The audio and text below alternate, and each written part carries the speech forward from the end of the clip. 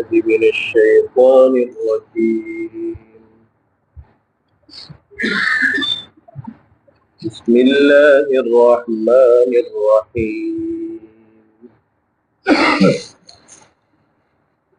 إن الذين آمنوا والذين هادوا والنصارى والصابئين من آمن بالله واليوم الآخر وعمل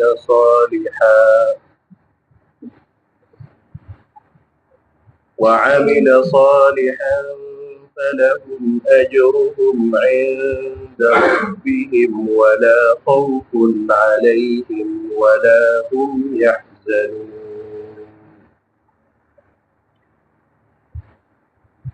وإذ أخذنا ميثاقكم ورفعنا فوقكم الطور خذوا ما آتيناكم بقوة واذكروا ما فيه لعلكم تتقون. ثم توليتم من بعد ذلك فلولا فضل الله عليكم ورحمته لكنتم من الخاسرين. ولقد علمتم الذين اعتدوا منكم في السبت فقلنا لهم كونوا قردة خاسئين فجعلناها نكالا لما بين يديها وما خلفها وموعظة للمتقين.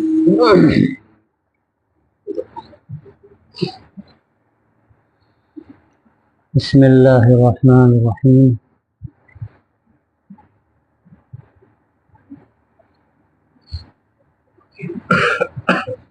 وبه نستعین وصلی اللہ علی النبی الکریم وعلی آلہ وصحبہ اجمعین.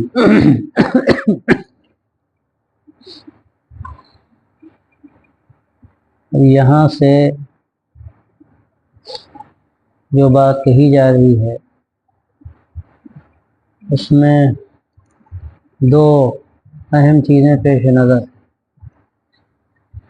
ایک تو یہ کہ ابھی اسرائیلیوں کا تذکرہ بہت اوپر سے چلا آ رہا ہے، یعنی اولاد یعقوب علیہ السلام کا، اور پھر ان کی نافرمانیوں کا، حکم عدولیوں کا اور حدود سے تجاوز کرنے کا. یہ ایسی چیز تھی کہ ہو سکتا ہے کسی کے ذہن میں یہ بات آتی کہ گویا کہ اب ان کے لیے راستے بند ہو گئے، اب ان کے لیے بخشش کا کوئی راستہ نہیں بچا. تو یہاں یہ بات فرمائی جا رہی ہے کہ ایسا نہیں ہے، کوئی بھی ہو، کسی مذہب کا ماننے والا ہو، لیکن اگر وہ اللہ پر اور آخرت کے دن پر صحیح ایمان لے آئے اور پھر اچھے کام کرے، اللہ تعالیٰ اس کے لیے مغفرت کا معاملہ فرماتے ہیں اور اللہ کے یہاں اس کا اجر لکھا جاتا ہے. تو ایک تو بات یہاں یہ کہنی ہے کہ یہ مسئلہ نہیں ہے کوئی بگڑ گیا تو بگڑ ہی گیا، اب اس کے لیے کوئی راستہ نہیں بچا. کوئی کتنا ہی بگڑ جائے اور کتنی ہی زیادتیاں کرے، لیکن اگر اللہ کی بارگاہ میں رجوع کرتا ہے، وہ اپنے ایمان کو تازہ کرتا ہے، درست کرتا ہے، اعمال کو درست کرتا ہے، تو اللہ تبارک و تعالیٰ اس کے ساتھ اپنے فضل کا معاملہ فرماتے ہیں. اس میں ایک طرف بڑی تسلی ہے اور ہر ایک کے لیے تسلی. اس میں ظاہر ہے یہ اشارہ بھی ہے کہ جو غلط راستوں پر چل پڑتے ہیں، چاہے مسلمان ہی کیوں نہ، اور وہ بہت تجاوز کر جاتے ہیں آخری حد تک، تو یہ نہ سمجھیں کہ راستے بند ہو گئے. اللہ نے راستے ہمیشہ کھول رکھے ہیں. توبہ کا دروازہ اللہ نے ایسا کھولا ہے کہ قیامت تک کھلا رہے گا. اور اس کا بند ہونا قیامت آنے کی علامت ہے۔ تو جب وہ دروازہ کھلا ہوا ہے تو مایوسی کی کیا بات؟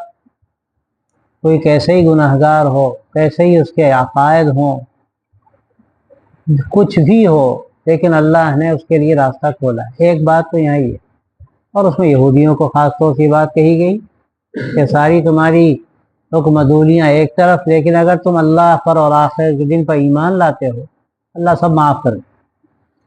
دوسری جو بات یہاں کہنی ہے تو ایک عمومی بات ہے، وہ یہ ہے کہ اللہ تبارک و تعالیٰ کا کسی سے کوئی رشتہ نہیں ہے۔ اللہ تبارک و تعالیٰ سے کسی کا ایسا کوئی رشتہ نہیں ہے کہ وہ سمجھتا ہو کہ ہمارا تو معاملہ بنا بنایا ہے، جو کرے گا جیسا کرے گا اس کو ایسا ملے گا۔ جیسے جو فرمایا لیس بامانیکم ولا امانی اہل الکتاب من یعمل سوءا یجز بہ، نہ تمہاری تمناؤں سے کچھ ہوگا نہ اہل کتاب کی تمناؤں سے کچھ ہوا ہے، جو جیسا کرے گا اس کے مطابق اس کو بدلہ ملے گا۔ تو یہاں پر یہ بات کہی جا رہی ہے کہ چاہے مسلمان ہوں، چاہے یہودی ہوں، چاہے عیسائی ہوں، اور چاہے صابی ہوں، جو بھی ہوں، جو بھی اللہ پر اور آخرت کے دن پر سچا ایمان رکھے گا اللہ تعالیٰ اس کے ساتھ فضل کا معاملہ کرے گا، کوئی لقب کام نہیں دے گا۔ یہ اصل ہے یہاں کہنے کا مقصد۔ دوسری جو بات کہنی ہے وہ یہ ہے کہ کسی کو کوئی لقب کام نہیں آئے گا۔ ہم تو مسلمان ہیں، ارے مسلمان ہیں، کیسے مسلمان ہیں؟ آپ کا عقیدہ کیا ہے؟ آپ کے اعمال کیا ہیں؟ آپ اس پہ کبھی غور کرتے ہیں؟ ہم تو یہودی ہیں، ہم تو خدا کے بیٹے ہیں، یہ سب نہیں چلے گا۔ ہم تو خدا کے چہیتے ہیں، ہم تو عیسائی ہیں، اور یہ تو بہت بڑا مذہب ہے، اور یہ لقب تو ایسا ہے کہ ہر جگہ چلتا ہے۔ اللہ کے یہاں کچھ نہیں چلتا، اللہ کے یہاں ایمان چلتا ہے، اللہ کے یہاں کوئی لقب نہیں چلتا۔ اور خاص طور سے اہل ایمان کو تنبیہ بھی ہے کہ تم بھی دھوکے میں نہ رہو کہ ہم تو آخری نبی کی امت میں ہیں، اللہ نے آپ کو سب سے اونچا مقام عطا فرمایا۔ یہاں کبھی کبھی تجاوز ہوتا ہے اور لوگ برسر عام یہ بات کہتے ہیں کہ ہمیں تو نبی بخشوا دیں گے صلی اللہ علیہ وسلم۔ ہاں نبی بخشوا دیں گے، اللہ نے اپنے محبوب صلی اللہ علیہ وسلم کو شفاعت کا حق دیا ہے، لیکن کیا اللہ تبارک و تعالیٰ نے آپ کو خدا بنا دیا؟ بعض ہمارے مسلمانوں میں ایسے لوگ ہیں کہ اللہ کے رسول صلی اللہ علیہ وسلم کو خدائی کا مقام دیتے ہیں، اور ایسے اشعار ہیں کہ خالص مشرکانہ کہ اللہ تعالیٰ گویا کہ عرش سے اتر کے کہیں اور بیٹھ گیا اور عرش پر اس نے حضرت محمد صلی اللہ علیہ وسلم کو بٹھا دیا، کرسی سے وہ اتر گیا اور حضور کو وہاں بٹھا دیا۔ معاذ اللہ ثم معاذ اللہ۔ مسلمانوں میں آج کل اس طرح کے عقائد پیدا ہو گئے، تو اللہ تبارک و تعالیٰ نے یہاں بات صاف کر دی کہ دھوکے میں نہ رہنا کہ ہماری نسبت اللہ کے نبی کی طرف ہے۔ یہ تنہا نسبت کام نہیں آتی جب تک کہ اس کے اندر قوت نہ ہو، اس کے اندر حقیقت نہ ہو۔ یہ نسبت ظاہری سے کام نہیں چلتا جب تک کہ وہ حقیقی نسبت نہ ہو۔ اللہ کے نبی صلی اللہ علیہ وسلم نے جو زندگی گزارنے کے لیے کہا ہے، جن عقائد کا ہم کو پابند کیا ہے، جس ایمان کی آپ نے تشریح فرمائی ہے، اگر کوئی اس کو نہیں مانتا اور اس کی زندگی الگ ہے تو پھر اللہ تبارک و تعالیٰ کے یہاں اس کا رشتہ کام نہیں دے گا، اللہ سے کسی سے کوئی رشتہ نہیں۔ تو ایک بات تو وہ یہودیوں کی تسلی کے لیے بھی ہے اور تمام لوگوں کی تسلی کے لیے ہے کہ دیکھو پریشان نہ ہو، تم نے کچھ بھی کیا، جو بھی کیا، لیکن اللہ نے دروازہ کھولا ہے توبہ کا۔ اگر تم اللہ کی بارگاہ میں رجوع کرو گے تو اللہ تبارک و تعالیٰ تمہاری بخشش کا سامان کریں گے اور تمہارے کاموں کا اللہ تمہیں اجر عطا فرمائیں گے۔ اور دوسری بات یہ کہی جا رہی ہے کہ دیکھو دھوکے میں بھی نہ رہنا کہ ہمیں فلاں نسبت حاصل ہے، ہمیں فلاں لقب حاصل ہے، ہم تو مسلمان ہیں، ہم تو آخری امت ہیں، بہت مبارک سب کچھ ہے، لیکن اگر تم نے اس کا خیال نہیں رکھا اور تم اللہ اور آخرت کے دن پر تم نے اپنا ایمان مکمل نہیں کیا تو اللہ تعالیٰ کا کسی سے کوئی رشتہ نہیں ہے، تم بھی پھر بھگتنے کے لیے تیار ہو۔ تو خاص طور سے یہاں اس آیت میں دو باتیں فرمائی گئی۔ اب یہاں فرمایا ان الذین آمنوا والذین ہادوا والنصارى والصابئین۔ ابتدا میں جو دو صیغے ہیں وہ باقاعدہ اس میں فعل کا استعمال ہے۔ بے شک وہ لوگ جو ایمان لائے اور وہ جو یہودی ہوئے ظاہر ہے کہ ایمان لائے کون لوگ؟ کہ آخری نبی صلی اللہ علیہ وسلم پر ایمان لائے، آخری وحی یعنی قرآن مجید پر ایمان لائے اور مسلمان کہلائے، یہ وہ لوگ ہیں۔ اور ظاہر ہے کہ جب بھی اس میں ایمان کا ذکر ہوگا تو ایمان کے سارے جو تقاضے اور اس کے شرائط ہیں وہ سب اس میں شمار کیے جائیں گے۔ ایسا نہیں ہے کہ وہ کسی ایک چیز کو مان لیا اور آدمی مسلمان ہو گیا، مومن ہو گیا، ایسا نہیں۔ اس کی وضاحت و تشریح بھی متعدد جگہوں پر ہے، آگے مزید تھوڑی وضاحت کر دی جائے گی۔ بہرحال ایک تو وہ لوگ کہ جو مسلمان ہوئے، جو اپنے آپ کو مسلمان کہتے ہیں، مسلمان ہو گئے، آخری نبی کو انہوں نے مان لیا، اور وہ لوگ یہودی ہوئے، وہ لوگ جو یہودی ہوئے۔ خادو پہلی مرتبہ یہاں استعمال ہو رہا ہے، یہاں جب سے یہ نظام درس کا شروع ہوا یہ لفظ پہلی مرتبہ آیا ہے۔ اب تک خطاب بنو اسرائیل کو تھا اور وہ ایک نسل تھی، اور یہ خادو کا جو یہاں ذکر آیا ہے یعنی جو یہودی ہوئے، یہ یہودیت جو ہے یہ ایک مذہب ہے، یہ دونوں کا فرق ہے۔ اس بنو اسرائیل ایک نسل ہے، اسرائیل کی اولاد یعنی حضرت یعقوب کی اولاد، ان کو بنو اسرائیل کہتے ہیں، اسرائیلی کہلاتے ہیں، وہ نسل ہے۔ اور یہ یہودیت ایک مذہب ہے، اور یہ مذہب وہ ہے جو حضرت موسیٰ علیہ السلام کے ماننے والے اور ان کی طرف جو نسبت رکھنے والے ہیں وہ اپنے آپ کو یہودی کہتے ہیں۔ اور اس میں بعضوں نے یہ بات کہی ہے کہ اس کی نسبت اصلاً حضرت یعقوب کے ایک بیٹے کی طرف ہے، اس کا نام یہودا تھا، اور اس کے بعد جو اس کے ماننے والے تھے وہ اپنے آپ کو یہودی کہتے تھے۔ اب یہ اللہ ہی زیادہ بہتر جانتا ہے۔ مختلف انبیاء علیہ السلام آتے رہے، لیکن بنیادی طور پر حضرت موسیٰ علیہ السلام کی جو قوم ہے، اور انہوں نے جب اللہ تبارک و تعالیٰ نے ان کو تورات اتاری اور جس قوم کو انہوں نے تورات دی اور اس کا علم دیا، اس کو اصلاً یہودی کہتے ہیں۔ یہ پورا یہ نسل نہیں ہے، یہ مذہب ہے، اگرچہ نسلی مذہب ہے۔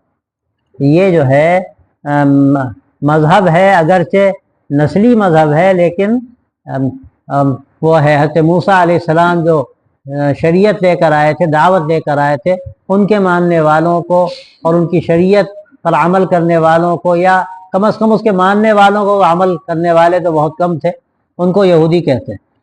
اب چونکہ یہ نسلی مذہب ہے، زیادہ تر جو اسرائیلی تھے وہی یہودی ہوتے تھے، لیکن یہاں الذین ہادو جو فرمایا ہے وہ اس لیے فرمایا ہے کیونکہ قرآن مجید اتارا جا رہا ہے مکہ مکرمہ میں، اور یہ آیتیں اتری ہیں مدینہ طیبہ میں۔ تو ہوا یہ تھا کہ یہودی جب مدینہ منورہ میں آ کر آباد ہوئے اور عرب علاقوں میں آباد ہوئے، ادھر قریب کے حجاز کے، تو ایک ان کا تمدن رہا تھا اور ان کی عقل کا چرچا تھا، اور بہت بڑے اعلیٰ قسم کے لوگ سمجھے جاتے تھے۔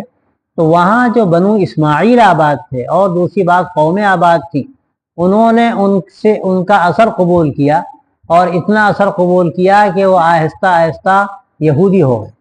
یعنی اگرچہ نسلی مذہب نہیں ہے، وہ نسلی مذہب ہے، وہ دعوت کا مذہب نہیں ہے، لیکن خود متاثر ہوئے۔ متاثر ہونے کے بعد پہلے مرحلے پر ان کی عادتیں اختیار کی، ان کی معاشرت، ان کا طریقہ اختیار کیا، اور پھر آہستہ آہستہ وہ یہودی ہو گئے۔ یہاں والذین ہادو جو کہا جا رہا ہے اس میں وہ لوگ بھی مراد ہیں، نسلی جو مذہب والے تھے وہ بھی مراد ہیں جو یہودی تھے نسلی اعتبار سے، اور وہ لوگ بھی مراد ہیں جو نسلی یہودی نہیں تھے، بنو اسماعیل میں سے تھے، بنو اسرائیل نہیں تھے وہ، لیکن اس کے باوجود انہوں نے یہودی مذہب اختیار کر لیا تھا۔ پھر اس کے بعد فرمایا والنصارى، اور نصارہ بھی۔ نصارہ جو ہے یہ نصرانی کی جمع ہے، نصارہ نصرانی کی جمع ہے، اور نصرانی جو ہے یہ نصران یا ناصرہ ایک شہر ہے جو بیت المقدس سے تقریباً مشرق میں 100 کلومیٹر کے فاصلے پر، اس کو ناصرہ بھی کہتے ہیں، اصل نام ناصرہ ہی ہے اس کا، اور نصران بھی کہا جاتا ہے۔ یہ وہ شہر ہے جو حضرت عیسیٰ علیہ السلام کا وطن تھا، حضرت عیسیٰ علیہ السلام وہیں پیدا ہوئے اور وہیں رہے، تو وہاں کے رہنے والوں کو اور حضرت عیسیٰ علیہ السلام کو جن لوگوں نے مانا ان کو نصرانی کہا جانے لگا، اور اس کی جمع نصارہ ہے۔ اور یہ نصرانی اور نصارہ کا جو لفظ ہے اس میں اور مسیحی میں تھوڑا سا فرق ہے، اور فرق یہ ہے کہ نصرانی جو تھے عام طور سے یہ لفظ جو استعمال ہوتا ہے یہ بالکل ابتدا کے جو حضرت عیسیٰ کے ماننے والے ہیں، جو تورات کو مانتے تھے، اصل تورات کو مانتے تھے، اور حضرت عیسیٰ کو نبی مانتے تھے، خدا کا بیٹا نہیں کہتے تھے، اور ان کی تعلیمات کو تسلیم کرتے تھے، کسی درجے میں عمل کرتے تھے، ان کے حواریین تھے اور چند لوگ تھے۔ اصلاً ان کو نصارہ کہا جاتا ہے، نصرانی کہا جاتا ہے، کہ توسعاً جتنے بھی ان کے ماننے والے ہیں، یعنی کہ ان کا نام لینے والے، ماننے والے کہنا تو مشکل ہے، صحیح مانتے کہاں ہیں؟ وہ نبی تھے، انہوں نے اپنے آپ کو خدا کا نبی کہا، انہوں نے ان کو خدا کا بیٹا بنا دیا، تو ماننے والے تو کہنا مشکل ہے، لیکن اپنی نسبت کرتے ہیں، ان تمام کو توسعاً نصرانی کہا جانے لگا، حالانکہ وہ نصرانی اصلاً نہیں ہے، نصرانی اصلاً کہا جاتا تھا ان عیسائیوں کو جو ابتدائی دور کے تھے، اور پولس نے جو بہکایا ہے، جس کو بعد میں سینٹ پال کہا گیا، وہ پال تھا یا پولس تھا؟ سینٹ تو ان کے یہاں ایک وہ ہے احترام کا لقب ہے، جیسے حضرت کہا جاتا ہے تو ایسے وہ سینٹ کہتے ہیں، تو ہمیں تو کہنا بھی نہیں چاہیے۔ پولس تھا، پال تھا، انتہائی بدماش قسم کا انسان تھا، یہودی تھا، اور اس نے ایک پورا نظام بنایا اس مذہب کو، عیسائیت کو، جو حقیقت میں عیسائیت نہیں بلکہ اسلام تھا، اور اللہ نے اسلام طے کیا۔ حضرت آدم علیہ السلام آئے تو اسلام ہی لے کر آئے، حضرت نوح علیہ السلام نے اسلام کی دعوت دی، حضرت ابراہیم علیہ السلام کے بارے میں قرآن مجید خود کہتا ہے وَسَمَّاكُمُ الْمُسْلِمِينَ، اور پھر اس کے بعد ان کی اولاد جتنی بھی ہے، وہ چاہے بنو اسرائیل ہوں، چاہے بنو اسماعیل ہوں، سب کے سب کیا تھے؟ سب کے سب مسلمان ہی تھے، اللہ تبارک و تعالیٰ نے سب کو مسلمان بنایا، لیکن مختلف نبیوں کی طرف بھی نسبت ہوئی، علاقوں کی طرف نسبت ہوئی، اس اعتبار سے نصرانی کہا گیا یا مسیحی کہا گیا۔ تو حضرت عیسیٰ علیہ السلام کی دعوت ابتدا میں جو تھی اس کو ماننے والے صحیح عقیدے پہ تھے، لیکن حضرت عیسیٰ علیہ السلام کو جب پھانسی پہ ان کے ظام کے مطابق چڑھایا گیا اور اللہ نے آسمان پر اٹھا لیا ان کو، تو پولس جو تھا انتہائی درجے دشمن تھا ابتدا میں، بعد میں کیا ہوا؟ وہ آیا حضرت عیسیٰ کے ماننے والوں کے پاس، یہ بہت سادہ لوگ تھے، بہت سادہ لوگ تھے، حواریین جو تھے حضرت عیسیٰ علیہ السلام کے سادہ لوگ تھے، اور بہت زیادہ ہیر پھیر والے نہیں تھے۔ وہ آ کر کہنے لگا کہ ہم نے حضرت عیسیٰ کو خواب میں دیکھا، وہ ہمارے پاس آئے، انہوں نے ہمیں بہت سی باتیں سکھائیں، میں تو ان پر ایمان لے آیا، اور آج سے میں مسیحی ہوں یا نصرانی ہوں، اور میرا حضرت عیسیٰ سے براہ راست تعلق ہے۔ بس لوگ حضرت عیسیٰ کا رفع ہوا تھا، یا یہ کہ بہت سے لوگ سمجھتے تھے کہ شہید ہو گئے، ان کی محبت میں سرشار تھے۔ جب یہ پتہ چلا کہ عیسیٰ علیہ السلام کے پاس سے آیا ہے تو یہ نہیں سمجھ سکے کہ یہ تو دشمن ازلی ہے، یہ تو سازش کے لیے آیا ہے، اور وہ بیچارے بہت سے سادہ لوگ شکار ہو گئے، اور وہاں سے ایک نئے مذہب کی بنیاد پڑی۔ یہ مسیحیت نہیں ہے اصلاً، اگر دیکھا جائے تو یہ پولسیت ہے، یعنی جو پال تھا یا پولس تھا، اس نے جو ایک نیا مذہب نکالا اور اس مذہب میں شرک گھسیڑ دیا، اس نے ایسا شرک گھسیڑا فلسفے کے ساتھ کہ لوگ سمجھ نہیں سکے۔ شیعوں نے جو کیا مسلمانوں کے ساتھ، وہی پال نے کیا عیسائیوں کے ساتھ، مسیحیوں یا ناصریوں کے ساتھ، اور ایسے عقائد داخل کر دیے کہ وہ خدا تو اصل ہے، وہی اصل خدا ہے، لیکن اس نے حضرت عیسیٰ علیہ السلام کو بڑا اونچا مقام دیا، اپنا بیٹا بنا لیا۔ حضرت مریم گویا کہ بہت بلند مقام ہے، خدائی میں شریک ہو گئیں، تب وہ تین کا ایک ہے اور ایک کا تین ہے، جو عقیدہ تثلیث کا گورکھ دھندا ہے، تو ایک پورا فلسفہ ہے۔ ایک طرف وہ کہتے ہیں کہ ہم توحید کے قائل ہیں، کوئی کہتا ہے کہ آپ کہاں توحید کے قائل ہیں، آپ تو کہتے ہیں تین خدا ہیں، تو کہتے ہیں نہیں تین نہیں ہے، تین کا ایک ہے۔ یہ کون سی بات ہے؟ تین کا ایک ہے اور پھر اس کے بعد ایک کا تین ہے، تو یہ گورکھ دھندا ہے۔ اپنے کو موحد بھی ثابت کرنا چاہتے ہیں تو کیا کہتے ہیں؟ تین کا ایک ہے، اور جب اپنی بات کہنا چاہتے ہیں تو کہتے ہیں نہیں ایک کے تین ہیں۔ تو یہ کھلا ہوا شرک ہے، جو خدا کا بیٹا بتائے کسی کو اور کسی کو خدائی میں شریک بتائے تو کہاں وہ موحد رہا، کھلا مشرک ہے۔ یہ سارا قصہ پولس کا ہے۔ اس کے بعد کے جو لوگ ہیں وہ سب عام طور پر مسیحی کہلاتے ہیں، کرسچنز کہلاتے ہیں۔ عام طور پر اس وقت کرسچن کا لفظ استعمال ہوتا ہے، عیسائی کا لفظ بھی استعمال ہوتا ہے، مسیحی کا لفظ بھی استعمال ہوتا ہے، نصرانی یا نصارہ کا لفظ بہت کم آج کل استعمال ہوتا ہے۔ اور اسی لیے بعضوں نے بات کہی ہے کہ نصارہ کا جو لفظ استعمال ہوتا ہے وہ بالکل ابتدائی دور کے عیسائیوں کے لیے استعمال ہوتا ہے، جو حضرت عیسیٰ علیہ السلام کی صحیح تعلیمات کو مانتے تھے، اور اس کے بعد جو بگاڑ پیدا ہوا تو اکثر پھر ان کو نصرانی یا نصارہ نہیں کہا گیا، بلکہ اور بہت سے نام ان کے پڑ گئے۔ بہرحال یہ ایک پورا مذہب ہے اور بہت دنیا میں پھیلنے والا مذہب ہے۔ یہودی مذہب تو چونکہ نسلی تھا بہت کم پھیلا ہے اور اس کے ماننے والے بہت کم ہیں، لیکن نصرانی، نصارہ یا کرسچن کہہ لیجیے آپ، یا مسیحی اب کہہ لیجیے ان کو، اور اپنی تمام خرابیوں کے ساتھ، شرک کے ساتھ اس وقت دنیا میں پھیلے ہوئے ہیں، اور دنیا کی جو سب سے بڑی آبادی کہی جاتی ہے بزعم میں یہ کہ کرسچنس کے، یعنی کرسچن خود یہ سمجھتے ہیں کہ ہماری آبادی سب سے زیادہ، مسلمانوں کا دعویٰ یہ ہے کہ ہماری آبادی سب سے زیادہ ہے۔ اللہ جانے اب صحیح مسلمان اگر دیکھا جائے تو سچی بات یہ ہے کہ ان کی آبادی سے کمی ہوگی، جو واقعتاً مسلمان، ہاں اپنے کو مسلمان کہنے والے جن کا یہاں ذکر ہے ان الذین آمنوا، جو اپنے کو مسلمان کہتے ہیں، جو مسلمان ہوئے، یہاں ان الذین آمنوا کا مطلب کیا ہے؟ جو مسلمان ہوئے اور آخری نبی کو انہوں نے مان لیا، آخری کتاب کو انہوں نے مان لیا، اب اس کے بعد کیا کیا تو ایک الگ مسئلہ ہے۔ انہی کے بارے میں آگے کہا جا رہا ہے کہ جب تک ان کا ایمان درست نہیں ہوگا اور اعمال درست نہیں ہوں گے اس وقت تک وہ اجر اللہ تبارک و تعالیٰ کے ہاں نہیں پا سکیں گے۔ اور یہ سب کے بارے میں کہا جا رہا ہے، چاہے مسلمان ہوں، چاہے یہودی ہوں، چاہے نصارہ ہوں۔ اور ایک اور قوم ہے الصابئین، یہ صابئین کون ہے؟ صابی کی جمع صابئین ہے۔ اصلاً صابی کا لفظ جو استعمال ہوتا تھا وہ خارج عن الدین کے لیے استعمال ہوتا تھا، جو مرتد ہو جائے، جو اپنے مذہب کو چھوڑ دے۔ یہی وجہ ہے کہ اللہ کے رسول صلی اللہ علیہ وسلم نے جب اسلام کی دعوت پیش کی تو مشرکین مکہ نے آپ کو صابی کا لقب دیا، اور یہ مطلب تھا کہ آپ نے اپنے آبائی دین کو چھوڑ دیا اور ایک نیا دین اختیار کر لیا۔ اس لیے جو اپنے دین کو چھوڑ کر کوئی نیا دین اختیار کرے اس کو اصلاً صابی کہتے تھے، لیکن یہ اب صابئین کا جو ایک وہ ہے نام ہے یا لقب ہے، اس سے قوم مراد ہے۔ اور یہ قوم جو تھی یہ اسرائیلی، زیادہ تر اس میں اسرائیلی تھے اور دوسرے لوگ بھی شامل تھے، اور یہ نصارہ ہی کیا یا تو عیسائیوں ہی کی کوئی قسم تھی۔ اور ان کے بارے میں کہا جاتا ہے کہ یہ حضرت یحییٰ علیہ السلام کی طرف اپنی نسبت کرتے تھے۔ حضرت یحییٰ حضرت عیسیٰ علیہ السلام کے خالہ زاد بھائی تھے، اسی زمانے کے تھے، یہ لوگ ان کی طرف اپنی نسبت کرتے تھے، اور پہلے کے جو انبیاء علیہ السلام ہیں ان کا انکار کرتے تھے۔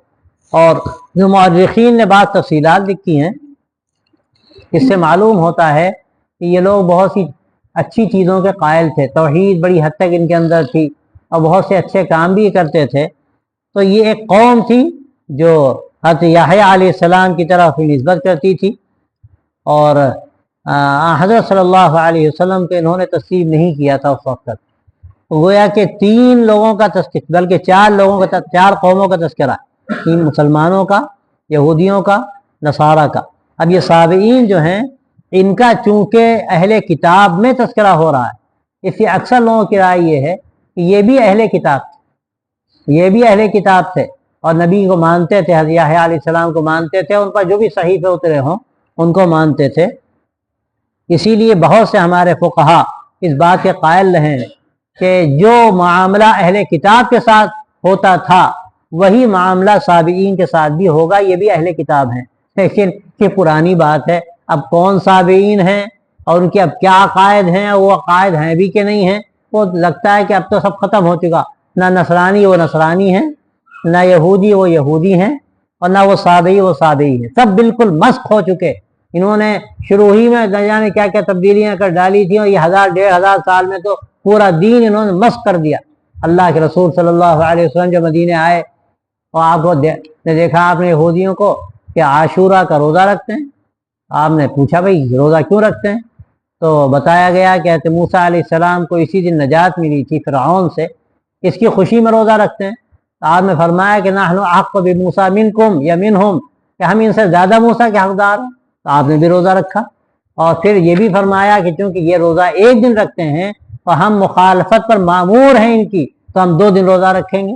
لیکن آج آپ ان میں معلوم کیجئے یہودیوں میں تو کون سا روزہ اور کہاں کا عاشورہ، یہ ساری چیزیں بھی تقریباً ختم سی ہو گئی ہیں، اور جو کچھ بچا کچا تھا وہ بھی سب انہوں نے اس طرح ملیا میٹ کر دیا کہ اب اس وقت جو یہودی ہیں خال چیزیں ایسی ہیں، اب بھی ہیں بعض چیزیں ان میں، یعنی دیکھا جائے تو عیسائیوں سے زیادہ بعض چیزیں یہودیوں میں محفوظ آج بھی ہیں، اور عیسائیوں نے بالکل تیا پانچا کر ڈالا، اور یہ ساری خرابی پولس سے شروع ہوئی ہے۔ ابتدائی میں وہ پورا مذہب مسخ ہو گیا، تو بعد میں ظاہر ہے پھر اور زمانہ گزرتا گیا اور زیادہ تبدیلیاں ہوتی گئیں، لیکن یہودیوں میں کچھ ایسی بنیادیں باقی رہیں کہ آج بھی بعض چیزیں ان کے اندر ہیں۔ ذبیحہ یہودیوں کا آج بھی ایسا ہے جو کسی حد تک معتبر مانا جا سکتا ہے، عیسائیوں کے ذبیحے کا تو اعتبار ہی نہیں۔ ایسی بعض چیزیں اور بھی ہیں۔ تو یہ جو اجازت تھی شروع میں کہ ان کا ذبیحہ کھایا جا سکتا ہے اور ان کی عورتوں سے نکاح ہو سکتا ہے، لیکن بعد میں جس طرح وہ مسخ ہوئے اپنی کتابوں کو اور انہوں نے مسخ کیا، اس لیے متأخرین فقہا میں ایک بڑی تعداد ایسی ہے جو کہتی ہے کہ اب ان کی عورتوں سے نکاح کرنا یا ان کا ذبیحہ کھانا یہ کچھ زیادہ مناسب نہیں ہے۔ اور اس میں تو کوئی شبہ نہیں، مناسب نہ ہونے میں تو کوئی شبہ ہی نہیں کہ اگر عیسائیہ عورت سے آدمی شادی کرے گا مسیحیہ سے تو اس کے گھر کا ماحول کیا بنے گا؟ اس کے گھر کا ماحول کیا بنے گا؟ جو شرک کرنے والی عورت گھر میں اگر آئے گی، ظاہر ہے مسیحیوں میں اور یہودیوں میں گویا کھلا ہوا شرک ہے۔ توحید کی جو رمق تھی اب تو کہنا ہی چاہیے کہ وہ رمق بھی باقی نہیں۔ تو اس لیے نکاح کرنا اس دور میں تو میرا خیال یہ ہے کہ اگر کوئی فقیہ یا مفتی فتویٰ دے کہ جائز نہیں تو شاید یہ فتویٰ غلط نہیں ہوگا، لیکن چونکہ شروع میں اجازت دی گئی ہے تو ہم بھی کہتے ہیں کہ ہاں اجازت دی جا سکتی ہے۔ لیکن حالات اب ایسے ہیں کہ اب اگر کوئی ایسی غلطی کرتا ہے تو اپنے ایمان کو خود محفوظ رکھے، اور ورنہ تو خطرہ ہے کہ اس کا ایمان بھی شاید باقی نہ رہ سکے۔ تو بہرحال اللہ تبارک و تعالیٰ نے یہاں یہ اعلان فرمایا کہ جو مسلمان ہیں یا یہودی ہیں یا عیسائی ہیں یا صابئی ہیں، ان میں جو اللہ پر ایمان لایا اور آخرت کے دن پر ایمان لایا اور اس نے اچھے کام کیے، فَلَهُمْ أَجْرُهُمْ عِنْدَ رَبِّهِمْ، تو ان کے لیے اللہ تبارک و تعالیٰ ان کے رب کے پاس اجر ہے، وَلَا خَوْفٌ عَلَيْهِمْ وَلَا هُمْ يَحْزَنُونَ، اور نہ ان پر کوئی خوف ہوگا نہ وہ غمگین ہوں گے۔ اب یہاں تمام قوموں کے تذکرے کے بعد یہ عمومی بات کہہ دی گئی کہ دیکھو اصل یہ ہے کہ اللہ پر ایمان لاؤ اور آخرت کے دن پر ایمان لاؤ۔ یہ دو بنیادی باتیں بتائی گئی۔ اللہ پر ایمان کیا ہے؟ اللہ کو ایک ماننا، اللہ کو ایک ماننا یہ بنیادی ایسی صفت ہے ایمان کی کہ اگر یہ چیز نہیں تو سب ختم۔ اور ایک ماننا اس کی ذات کے اعتبار سے بھی، اس کی صفات کے اعتبار سے بھی، اور صفات میں تمام چیزیں شامل ہیں، اس کی قدرت ہے، اس کا علم ہے، اس کا تصرف ہے، اس میں یقین ہو کہ سب اللہ کے اختیار میں ہے، وہ جو چاہے کرے۔ یعنی اللہ تبارک و تعالیٰ کی وحدانیت کا پوری طرح سے اقرار کیا جائے، یہ ایمان باللہ ہے۔ اور پھر آخرت کے دن کا اقرار کیا جائے کہ دنیا جو اللہ نے ہمیں دی ہے ہم یہاں آزاد نہیں، ہم جو کر کے جائیں گے ہمیں اس کا حساب دینا ہے۔ اب ظاہر ہے ان دو یہاں عقیدوں کا جو ذکر کیا گیا، ان دو عقیدوں کی جو بنیادیں ہیں، ان بنیادوں میں ایک بنیادی عقیدہ رسالت کا ہے۔ اگر رسالت کے عقیدے کو نہیں مانتا کوئی تو آخرت کے عقیدے کا کوئی گویا کہ تصور ہی نہیں رہ جاتا۔ آخرت کا عقیدہ کیا ہے؟ ہم جو کر کے جائیں گے اس کا حساب دینا ہوگا۔ کیا کرنا ہے ہمیں کیا کرنا ہے، ہمیں کس طرح کی زندگی گزارنی ہے، یہ چیز ہمیں رسالت سے معلوم ہوتی ہے۔ اگر عقیدہ رسالت کو بیچ سے نکال دیا جائے تو آخرت کا عقیدہ تو خود بخود نکل جائے گا، اس کی کوئی حیثیت ہی نہیں رہ جائے گی۔ تو اس کا ذکر گرچہ یہاں پر نہیں ہے، لیکن ایک تو جب ایمان باللہ کا ذکر کیا جائے گا تو اس کے لوازمات شامل ہو جائیں گے، اور دوسرے یہ کہ ایمان باللہ اور ایمان بالیوم الآخر کا جب ذکر کیا جائے گا تو یہ بیچ کی جو بنیاد ہے اس کو اگر ہم الگ کر دیں گے تو ایمان بالآخرت بچے گا ہی نہیں۔ تو یہاں اگرچہ ظاہری توبہ ذکر نہیں ہے لیکن حقیقت میں اس کا بھی ذکر ہے، تو اللہ پر ایمان لائے، آخرت کے دن پر ایمان لائے، یعنی ان کے تقاضوں کے مطابق، ان کی تفصیلات کے مطابق۔ حدیث میں آتا ہے حضرت جبرائیل علیہ السلام نے پوچھا آپ صلی اللہ علیہ وسلم سے مل ایمان، تو آپ نے کیا فرمایا؟ ان تؤمن باللہ وملائکتہ وکتبہ ورسلہ والیوم الآخر والقدر خیرہ وشرہ۔ یہ ساری باتیں، اس میں رسل پر ایمان لانا، اور پھر رسل میں بھی تفصیلی ایمان، آخری نبی پر لانا، آپ کی شریعت پر ایمان لانا کہ آپ جو کچھ لے کر آئے ہیں اب وہ قیامت تک کے لیے ہے اور وہی ہدایت کا سامان ہے، اس سے ہٹ کر کوئی ہدایت تلاش کرے گا تو گمراہ ہو جائے گا۔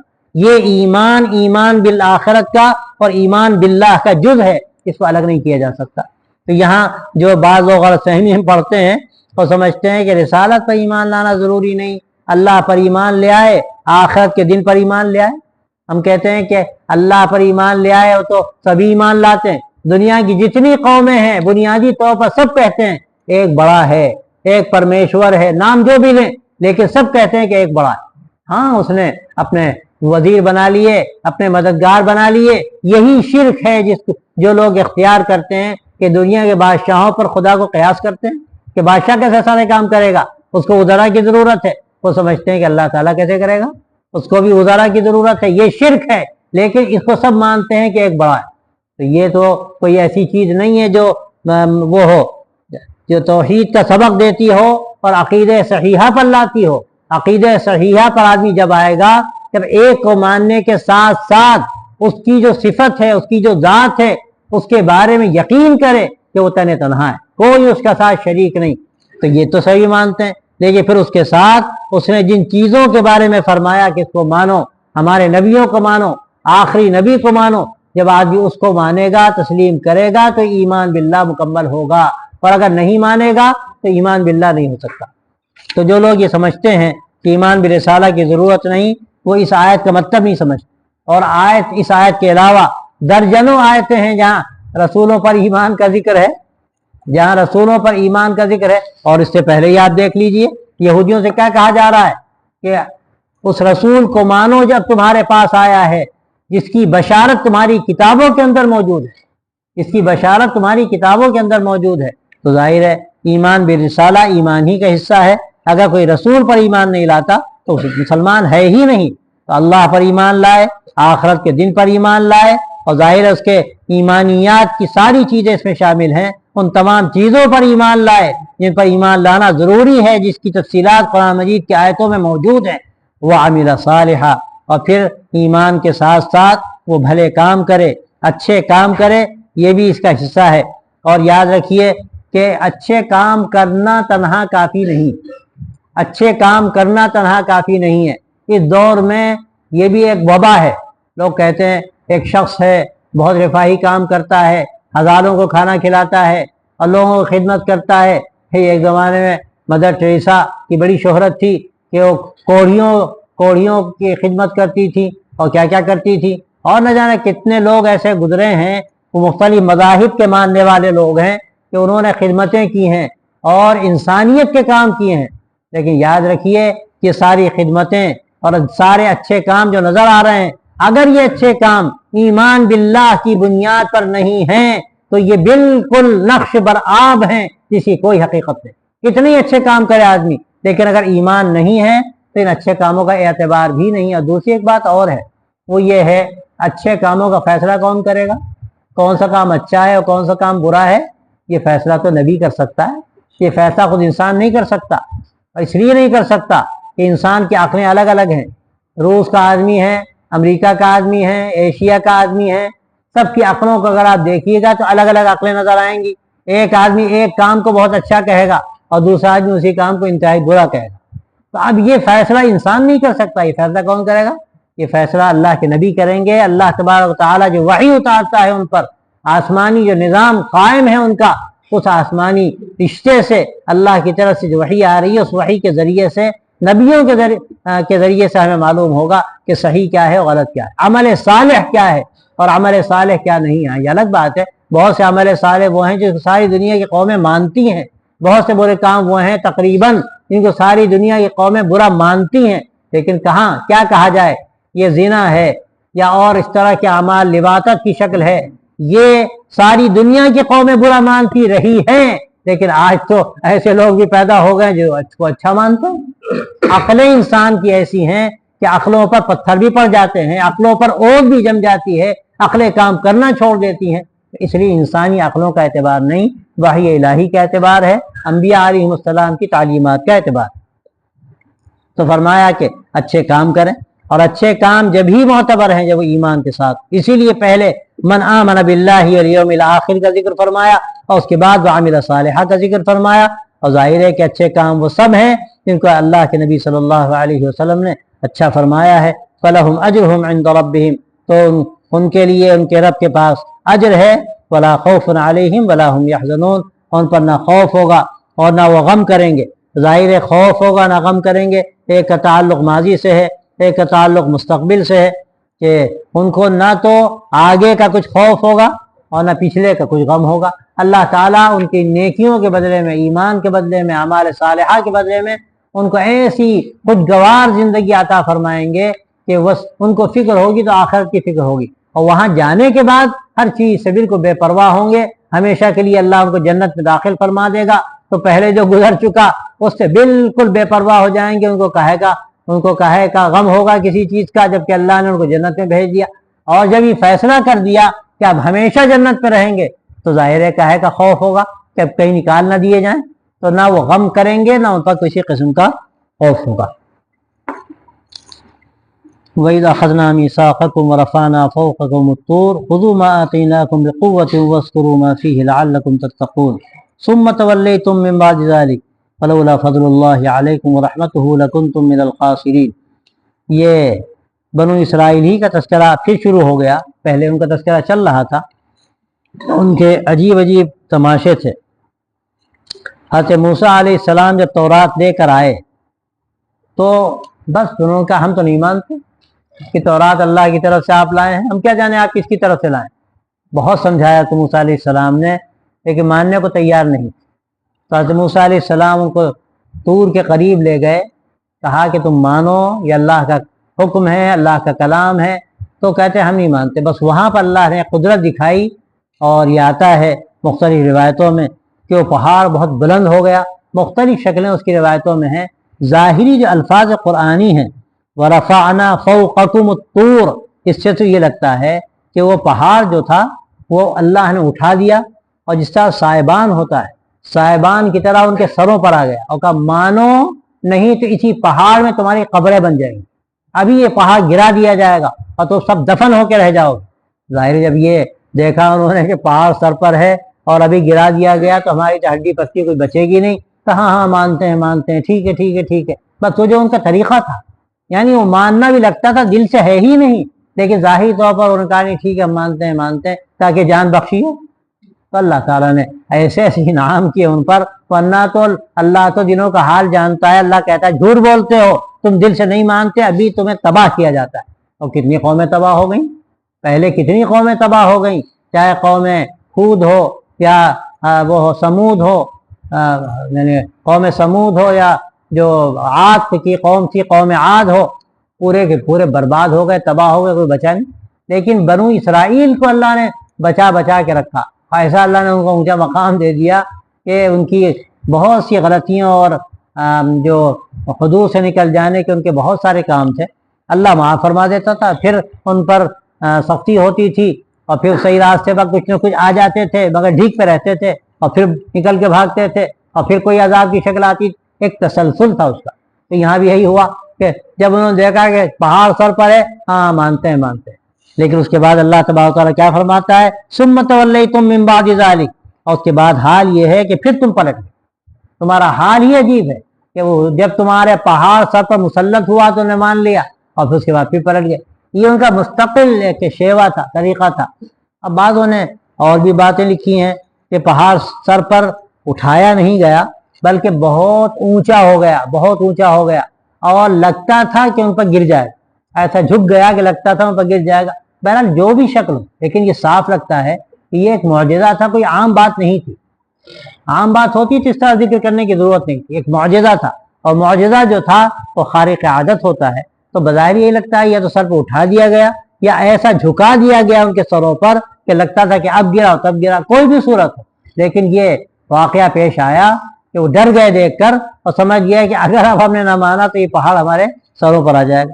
یہ طور کا جو لفظ ہے، طور مطلقاً بھی پہاڑ کو کہتے ہیں، جیسے مصر ہے تو مطلقاً شہر کو بھی کہتے ہیں، اور خاص ملک اور شہر کا نام بھی مصر ہے، ایسے ہی طور ایک پہاڑ کو بھی کہتے ہیں، مطلقاً پہاڑ کو بھی طور کہتے ہیں، لیکن طور ایک پہاڑ کا نام بھی ہے جو وادی سینا میں تھا، اور بڑا پہاڑ تھا، اور اس کی مختلف چوٹیاں تھیں، اس کو بھی طور کہتے ہیں۔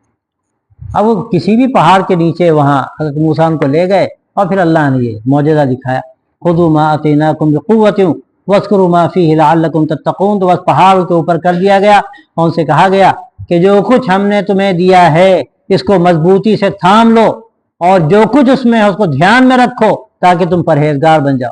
واذکروا ما فیہ، یعنی تمہیں جو دیا جا رہا ہے، وہ حضرت موسیٰ علیہ السلام کو اس وقت کہا جاتا ہے تختیاں دی گئی تھیں جس پہ تورات لکھی ہوئی تھی، یا ہو سکتا ہے وہ ظاہری تختیاں بھی ہوں، اور کہا جا رہا ہو کہ ان کو مضبوطی سے تھام لو، پکڑ لو، ورنہ اصل بات یہ ہے کہ اس جو کہا جا رہا ہے، جو احکامات دیے جا رہے ہیں، ان احکامات کو مضبوطی سے پکڑ لو۔ وَاعْتَصِمُوا بِحَبْلِ اللَّهِ جَمِيعًا وَلَا تَفَرَّقُوا، جو کہا گیا اللہ کی رسی کو مضبوطی سے تھام لو، کیا مطلب ہے؟ کوئی رسی لٹک رہی اس رسی کو پکڑنا؟ مطلب یہ ہے کہ اللہ نے جو احکامات اتارے ہیں ان کو مضبوطی سے تھام لو۔ اسی طرح یہاں بھی مراد ہے کہ جو اللہ نے کتاب اتاری ہے اس کو تم مضبوطی سے تھام لو۔ وَاذْكُرُوا مَا فِيهِ، اور اس میں جو کچھ ہے اس کو یاد رکھو، اس کو دھیان میں رکھو۔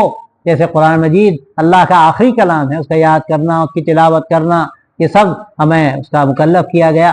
اور اصل یہ ہے کہ پھر اس سے جو معانی ہیں اس پر غور کرنا اور اس پر عمل کرنا، جس کے لیے یہ کلام اللہ نے اتارا ہے۔ اسی طرح ان سے کہا گیا یہ تمہاری کتاب ہے، اس کو مضبوطی سے تھام لو اور یاد رکھو، ظاہری اعتبار سے بھی یاد کرو، پڑھو اس کو اور اس پر عمل کرو، اس کا دھیان رکھو۔ یہ تمہارے لیے کامیابی کا راستہ ہے۔ اگر یہ تم کرو گے تو شاید ہو سکتا ہے تم پرہیزگار بن جاؤ، تمہارے اندر کوئی تقوی کا مزاج پیدا ہو۔ ثم تولیتم من بعد ذلک، اس کے بعد بھی تم پلٹ گئے۔ فلولا فضل اللہ علیکم ورحمتہ لکنتم من الخاسرین، بس اگر اللہ کا تم پر فضل اور اللہ کی رحمت نہ ہوتی تو تم ضرور نقصان اٹھا جاتے۔ مطلب یہ ہے کہ تم نے کوئی کسر نہیں چھوڑی۔ اگر اللہ تمہارے ساتھ خصوصی معاملہ نہ ہوتا، یہاں پھر گویا کہ جو اللہ نے ان کو مقام دیا تھا اس مقام کا تذکرہ ہے کہ اللہ نے تم پر خصوصی اگر فضل نہ کیا ہوتا تو تم تو کب کے پورے ہلاک ہو جاتے، مٹا کر رکھ دیے جاتے، تمہارا وجود نہ رہ جاتا۔ لیکن اللہ کا فضل ہے کہ تم ہو، پھر ابھی بھی تم کوشش کرو اور آگے بڑھنے کی فکر کرو، اور اگر نہیں مانو گے تو آگے تم خود اس کا نقصان اٹھاؤ۔